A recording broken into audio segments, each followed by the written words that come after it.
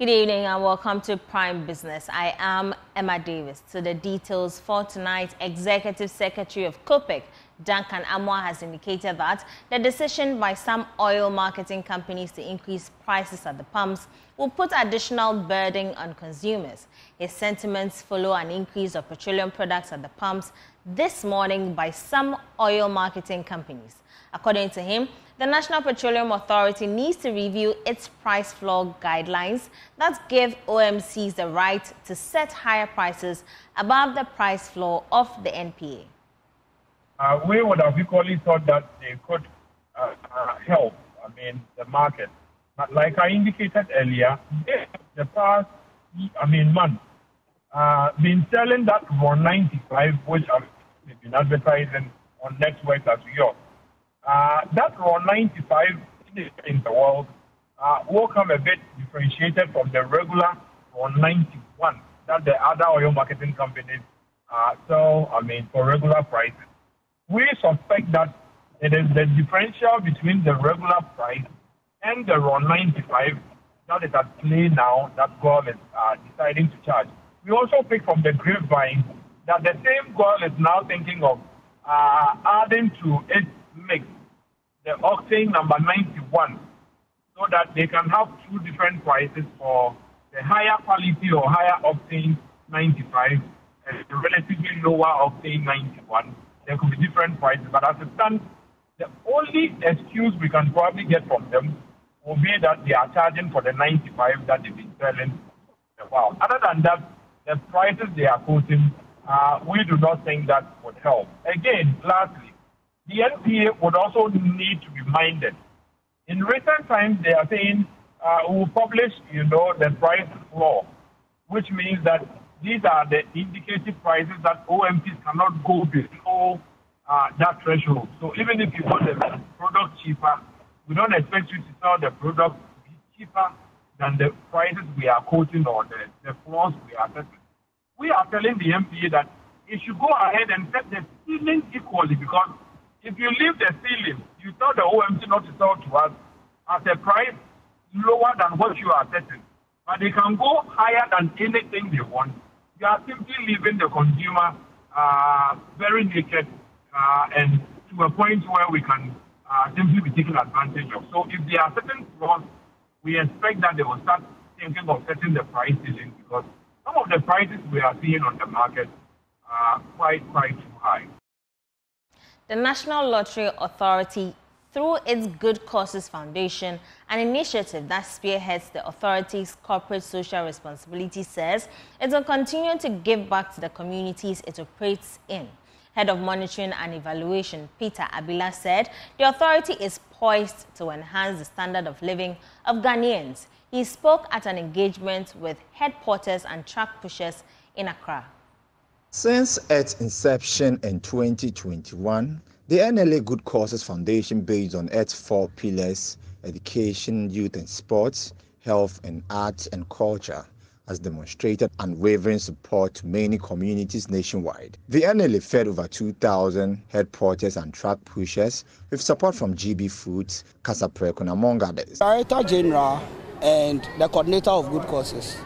Because it's about good causes, we decided that on May Day, and our environment is surrounded by the destitute, then the less privileged. We can't be in an environment where people think we enjoy, and those around our environment, it seems that they don't have nothing to do. So the DG and the coordinator decided on 1st May, we invite them to come to the head office so that we give them talk on personal hygiene and lupus syndrome. Then after that, we feed them 1 hot meal a day so that their kids can have time to play.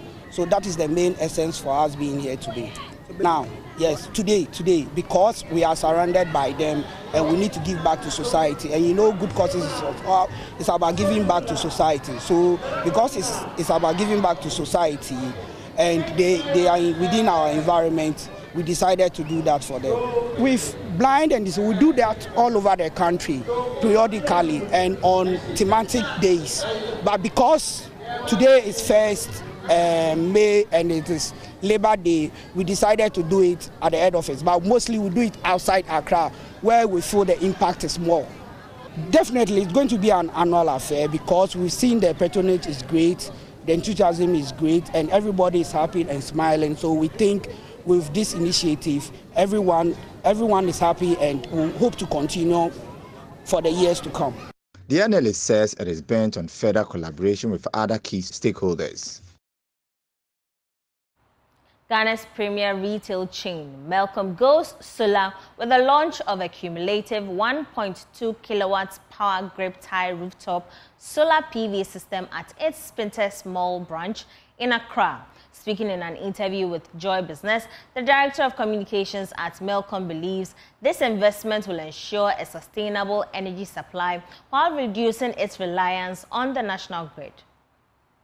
Solar energy has emerged as a highly promising solution for mitigating the environmental impact of conventional energy sources. By harnessing the vast energy of the sun, it not only reduces carbon emission, but also establishes a foundation for a more sustainable and resilient energy system. In an interview with Joy Business, the Director of Communications at Malcom Ghana, Godwin Avenogbo, underscored the company's commitment to lowering its carbon footprint. Over the years, we have tried to make investments in sustainable energy supply for our company. This time around, we have been able to concretize this objective by establishing a solar energy plant. This is not the first one. There's one in Tema, there's one in North Carnation, and this one for the Malcom Mall is a major investment to ensure that if you put this together with our generators and then our grid, we are sustainable in terms of energy supply to do our business. Managing Director at Societe Generale Ghana, Hakeem Ozani, was optimistic about the bank's commitment to financing sustainable energy projects. It's amazing when you look at how they are putting this sustainable development in the heart of their, not only their strategy, but their development, etc. For SG, we are proud to have been part of this financing. We have put more than 13 million Ghana cedi to finance this 1.2 megawatt solar panel structure that now allows Malcom to save around 35% of their energy costs with this setup. The solar system was installed by SNS for Malcom with financing support from Societe Generale Bank PLC, marking a significant milestone in the push for renewable energy solutions in Ghana's retail sector.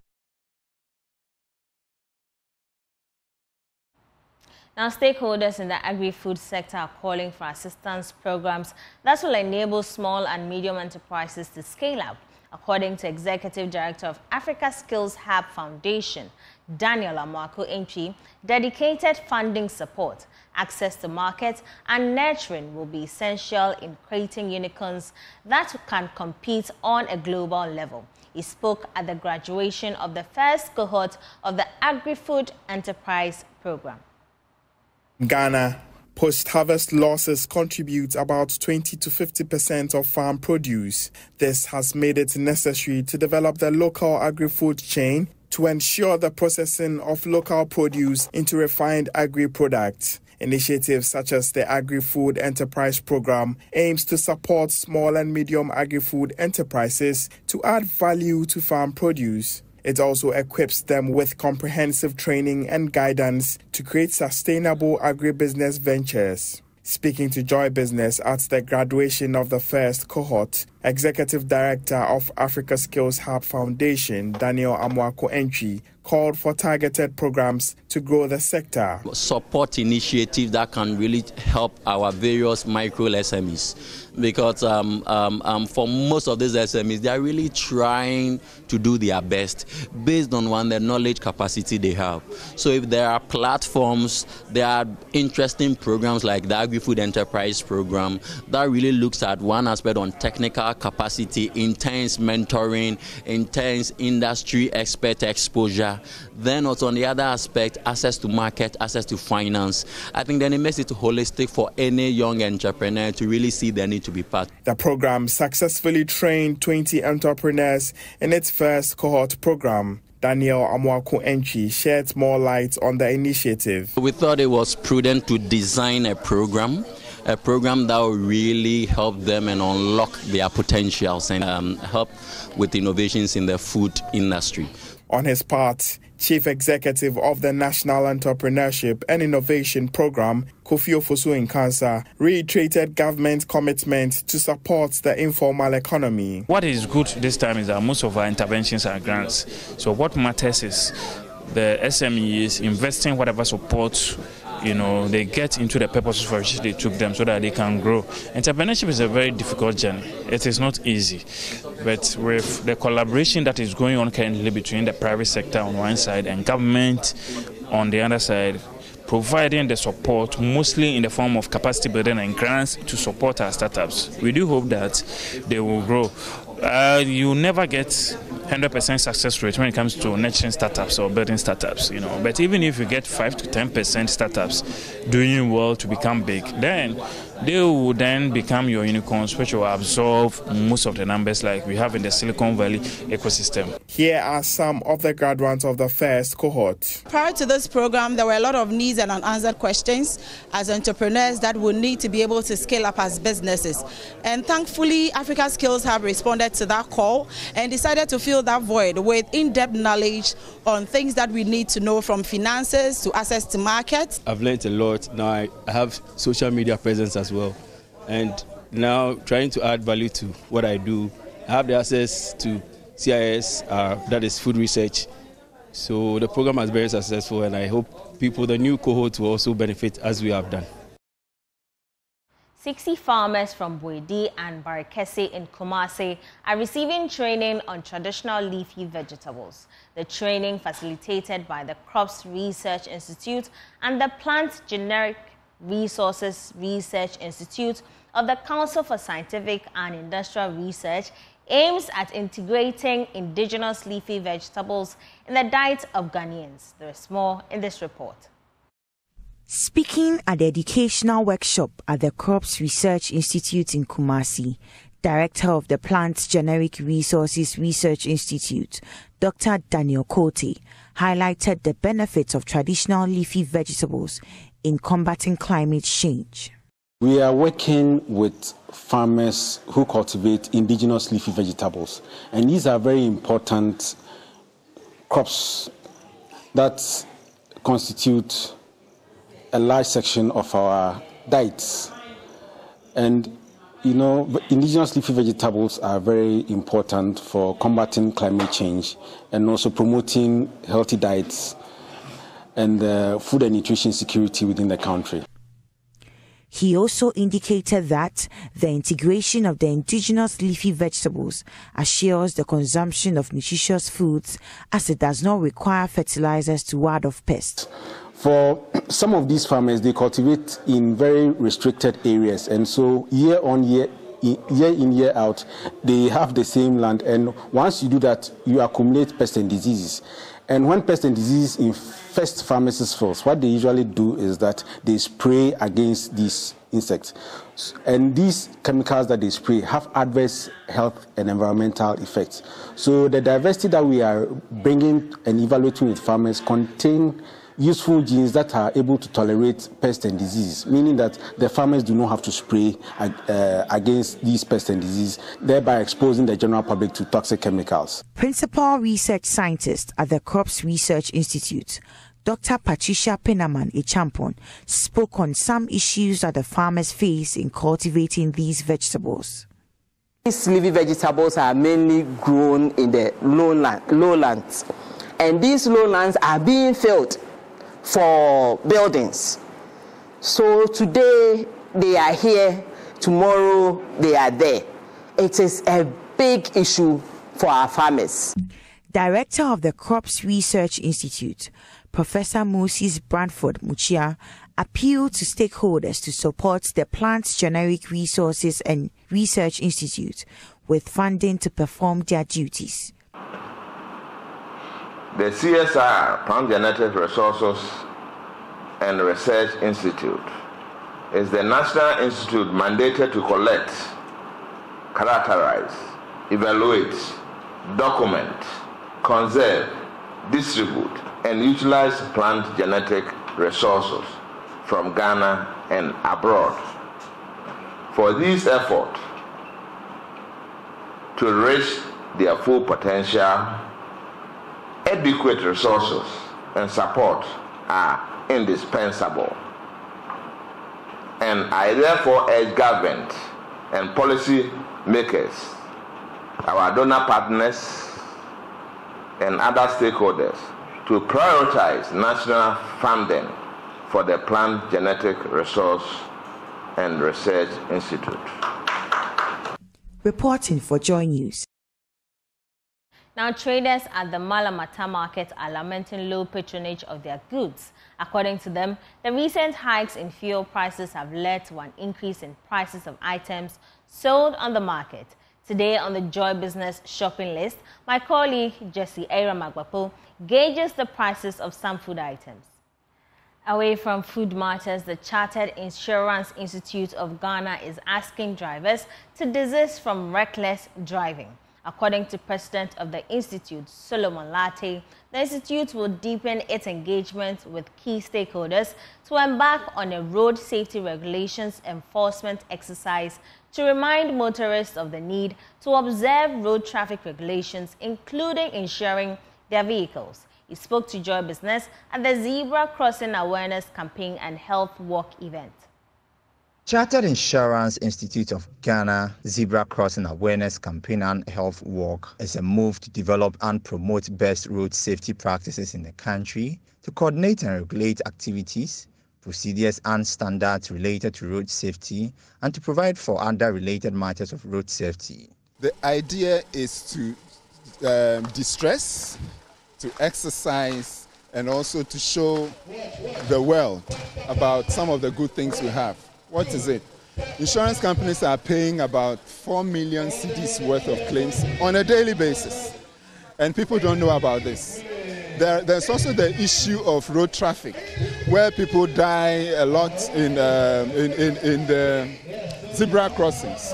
So we want to draw attention to this, that please, if you are driving and you get to the zebra crossing, just stop for people to pass. It helps. So this is just one of the ways by which insurance companies or insurance professionals actually want to come tell people about road traffic observation. The Chartered Insurance Institute of Ghana says it will continue to work to improve the insurance sector. The Asantehene Otumfo Osei-Tutu II is worried that Ghana and by extension the African continent are losing out on the prospects and economic gains of local and traditional contemporary arts.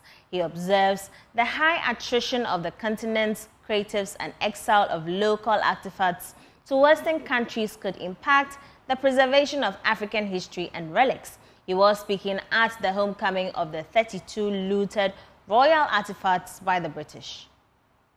I asked the Manishia Palace Museum to design a project to support traditional art in Ghana. And we'll be collaborating with the KNUST College of Arts and some of our partners, including the British Museum, the Victoria and Albert Museum, the British Airways and IAG Cargo to support this. In 10 years from 2025, it would institute 3 prizes a year in traditional fine arts.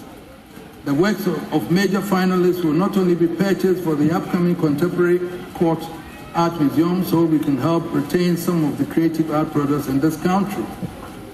When I next travel to England in the coming months, I'm told it's in July, I'll be meeting some of these Ghanaian artists, painters, goldsmiths, and see how we can collectively, and working with some of the royal or traditional art groups, do this. When the modalities are set up, We will also work with private galleries in the country to at least retain some of the productions. It is not always that we have to solicit for things we can strive and do for ourselves. Well, that's how we draw the curtains for tonight on Prime Business. I am Emma Davis. For more business news, do log on to myjoyonline.com. I leave you with international business. Have a lovely weekend.